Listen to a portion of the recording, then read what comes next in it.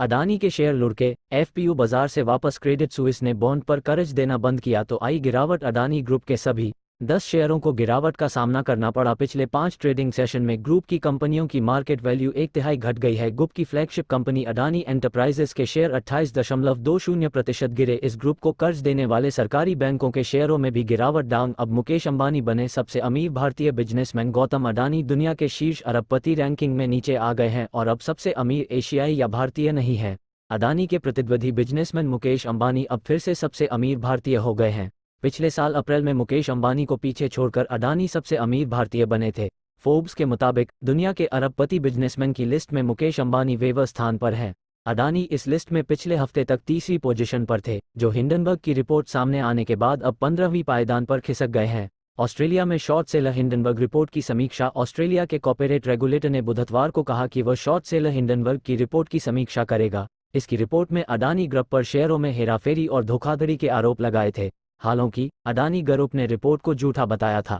अडानी के ऑस्ट्रेलियाई ऑपरेशन से संबंधित चिंताओं के बीच हिंडनबर्ग ने एक एग्जीक्यूटिव की नियुक्ति और इसकी अकाउंटिंग के तरीके पर सवाल उठाया है। रेगुलेटर के एक प्रवक्ता ने बताया कि ऑस्ट्रेलियाई securities and investment commission Adani के खिलाफ आरोपों की समीक्षा करेगा और यह निर्धारित करेगा कि क्या आगे की पूछताछ की जरूरत है। अडानी ग्रुप ऑस्ट्रेलिया में भी बिजनेस करता है। एक ही दिन में अडानी ग्रुप के शेयरों की वैल्यू में 2 लाख करोड़ की गिरावट।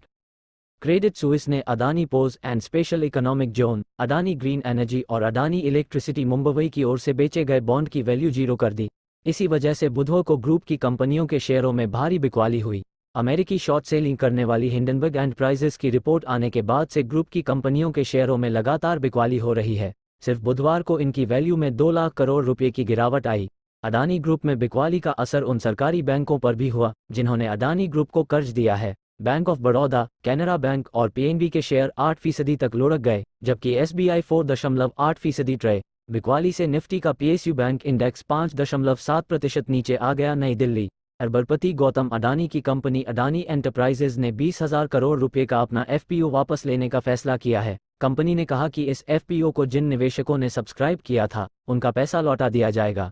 यह फैसला कंपनी के निदेशक मंडल ने बुधवार को किया। कंपनी ने एक बयान में कहा, असाधारण हालात और मार्केट में मौजूदा उतार चढ़ाव को देखते हुए कंपनी अपने निवेशकों के हित सुरक्षित करना चाहती है।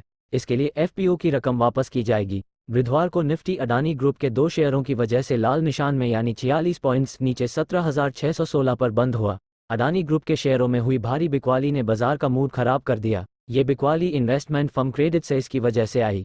उसने अडानी ग्रुप की कंपनियों के बॉन्ड को गिरवी रखकर कर्ज देना बंद कर दिया। इस खबर से अडानी ग्रुप के सभी 10 शेयर लाल निशान में आ गए। ग्रुप की फ्लैगशिप कंपनी अडानी एंटरप्राइजेस का शेयर इंट्राडे में 30% तक नीचे चला गया था, लेकिन आखिर में यह 28.20% गिरकर 2,128.7 रुपये पर बंद हुआ। इसके अलावा Adani ports 20%, Adani Total gas 10%, Ambuja cements करीब 17% और अडानी ग्रीन एनर्जी करीब 6% नीचे बंद हुआ। ग्रुप की 3 और कंपनियों अडानी पावर, अडानी विमार और एनडीटीवी में लोअर सेकंड लगा।